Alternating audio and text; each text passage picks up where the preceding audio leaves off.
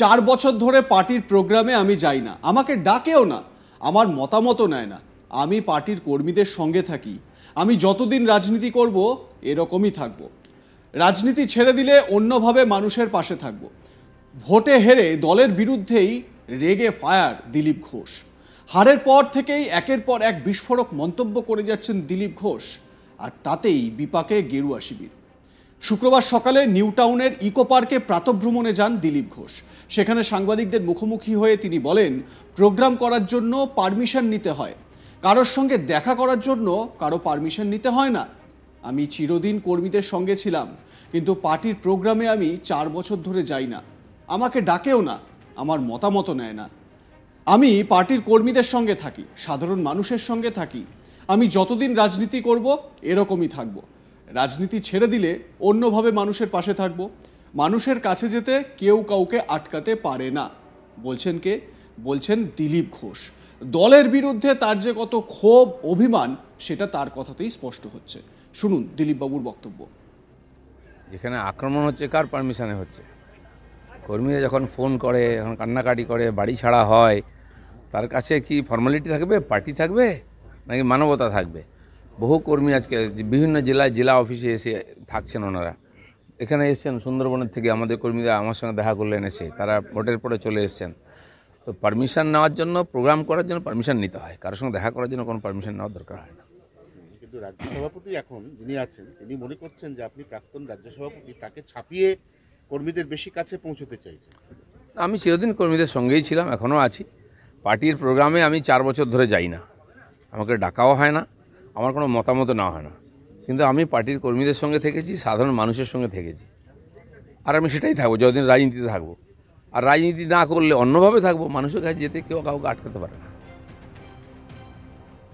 তিনি আরো বলেন, আমি নাকি মেদিনীপুরে দাঁড়ালে হেরে যাব, কারণ ওখানে নাকি কুর্মীরা আমার বিরুদ্ধে। যেখানে কুর্মী ভোট বেশি হয় সেই পুরুলিয়া আসনে বিজেপি জিতেছে। আমার বিরুদ্ধে কুর্মীদের খেপানো হয়েছিল আমাকে সরানোর জন্য। দেবশ্রী যেখানে কাজ করেছে বা মন্ত্রী ছিল সেখানে আমরা জিতেছি, তাহলে দেবশ্রী ওখানে জিততো না? এর পিছনে কি কোনো অন্য বিষয় রয়েছে? এসব কেন করা হয়েছে এগুলো ভাবতে হবে। লোকে হারা আসন জেতার জন্য প্ল্যানিং করে, এ তো দেখছি জেতা আসন হারাবার জন্য প্ল্যানিং হয়েছে বলে মনে হচ্ছে। দিলীপ ঘোষের এমনই রগরগে মন্তব্য দলের বিরুদ্ধে। শুনুন। যুক্তিতর্ক দেওয়া হয়েছে, আমি নাকি ওখানে দাঁড়ালে হেরে যাব, কর্মীরা আমার বিরুদ্ধে। তো যেখানে কর্মী ভোট, পুরুলিয়া সেখানে তো আমরা জিতে গেছি। কর্মীদেরকে খেপানো হয়েছিল আমার বিরুদ্ধে, আমাকে সরাবার জন্য। দ্বিতীয় হচ্ছে, দেবশ্রী যেখানে কাজ করেছে, মন্ত্রী ছিল, আমি তাকে বলেছি তুমি পার্টি কামড়ে পড়ে থাকো, মাটি কামড়ে তুমিই জিতবে। সে আসন আমরা জিতেছি, আর যে জিতেছে সে তো কাউন্সিলর ছিল।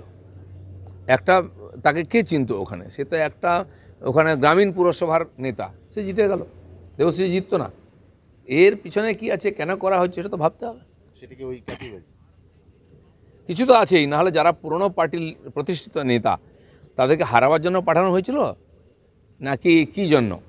লোকে জেতা সিট, হারা সিট জেতার জন্য প্ল্যানিং করে, এ তো জেতা সিট হারাবার জন্য প্ল্যানিং হয়েছে মনে হচ্ছে। বৃহস্পতিবার দিলীপ ঘোষ বলেছিলেন, হাতি কাদায় পড়লে ব্যাঙেও লাথি মারে। হাতি তো কাদায় পড়ে গেছে, নাম না করে দিলীপ কি শুভেন্দুকে টার্গেট করেন? তার কারণ তিনি একাধিকবার নিজের বক্তব্য সামনে এনেছেন, যেগুলো এই মুহূর্তে বঙ্গ বিজেপির নেতাদের বিরুদ্ধ বলেই মনে করা হচ্ছে। বিজেপি 240টি আসনে আটকে গেছে, সেই বিষয়টিকেই উদ্দেশ্য করে তিনি বলেছেন যে হাতি কাদায় পড়েছে।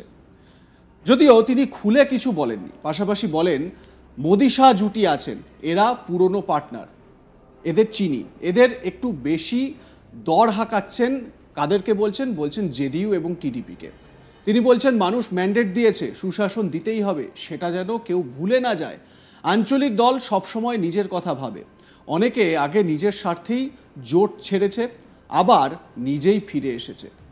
শুনুন বৃহত্তর রাজনীতি নিয়ে কি বলছেন দিলীপবাবু। একটা তো আপনি নিজেই বলছেন কাঠিবাজি চক্রান্ত হয়েছে, আপনাদের আসন কমে। আমি বলিনি, আপনারা জিজ্ঞেস করেছেন তাই। কাঠি রাজনীতি হবে না, কাঠি কোথায় হবে? দ্বিতীয় কথা হচ্ছে, যারা এইবারে শরিক হয়ে গেল তারা তো এমন এমন ডিমান্ড করছে, এই ডিমান্ডগুলো মানে সেই অলিক কল্পনার ডিমান্ড, মানে বলছে স্পিকারের পদ চাই, পূর্ণমন্ত্রীর পদ চাই। রাজনীতি এটাই, হাতি কাদায় পড়লে ব্যাঙেও লাথি মারে।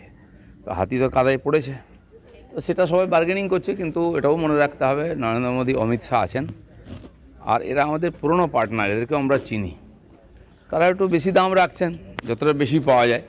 কিন্তু সরকার চালিয়ে লোককে সুশাসন দিতে হবে, কারণ লোক ম্যান্ডেট দিয়েছে বিজেপির পক্ষে এবং এনডিএর পক্ষে, সেটা যেন ভুলে না যান।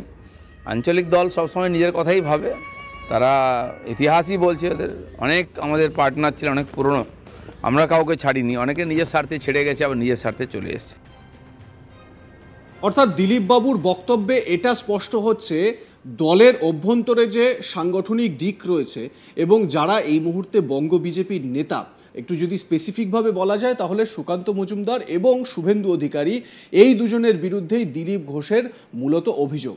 যদিও তিনি কারোর নাম কিন্তু নিচ্ছেন না। সাংবাদিকরা যে প্রশ্ন করছেন সেই প্রশ্নের পরিপ্রেক্ষিতে দিলীপবাবু তার নিজের বক্তব্য রাখছেন। সুকান্ত মজুমদার, যিনি রাজ্য বিজেপি সভাপতি, তিনি দিলীপ ঘোষের এই মন্তব্যগুলো নিয়ে পাল্টা যখন তার প্রতিক্রিয়া জানতে চাওয়া হচ্ছে, তখন তিনি বলছেন যে কোথাও যেন মনে হচ্ছে যে দিলীপ ঘোষ তিনি রাজ্য সভাপতিকে ছাপিয়ে নিজের মতন করে চালনা করার চেষ্টা করছেন। যদিও দিলীপ ঘোষের এ প্রসঙ্গে বক্তব্য যে তিনি সবসময় মানুষের পাশে থাকেন, দলীয় কর্মীদের পাশে থাকেন। তার বক্তব্য বা তার প্রশ্ন যে যখন দলীয় কর্মীরা মার খান, আক্রান্ত হন, তাহলে কি কারোর পারমিশন নিতে হয়? সুকান্ত মজুমদার বলেছিলেন যে কোথাও যেতে গেলে তাহলে দলের পারমিশন নিতে হবে। এ প্রসঙ্গে দিলীপ ঘোষ সুকান্ত মজুমদারের পরিপ্রেক্ষিতে প্রশ্নের উত্তরে কি বলেছিলেন শোনাবো। যেখানে আক্রমণ হচ্ছে কার পারমিশনে হচ্ছে? কর্মীরা যখন ফোন করে, যখন কান্নাকাটি করে, বাড়ি ছাড়া হয়, তার কাছে কি ফর্মালিটি থাকবে, পার্টি থাকবে, নাকি মানবতা থাকবে? বহু কর্মী আজকে বিভিন্ন জেলায় জেলা অফিসে এসে থাকছেন, ওনারা এখানে এসছেন সুন্দরবনের থেকে, আমাদের কর্মীরা আমার সঙ্গে দেখা করলেন এসে, তারা ভোটের পরে চলে এসছেন। তো পারমিশন নেওয়ার জন্য, প্রোগ্রাম করার জন্য পারমিশন নিতে হয়, কারোর সঙ্গে দেখা করার জন্য কোনো পারমিশন নেওয়ার দরকার হয় না।